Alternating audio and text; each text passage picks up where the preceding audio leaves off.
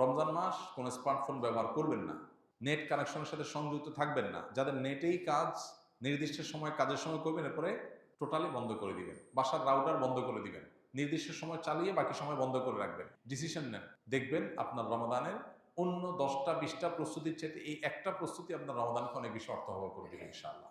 দ্বিতীয়ত, রমজান মাসে আনহেলদি, অস্বাস্থ্যকর এবং আমাদের জন্য ক্ষতিকর এবং অপ্রয়োজনীয় অতিরিক্ত খাবার গ্রহণ করা থেকে রমজানে বিরত থাকে।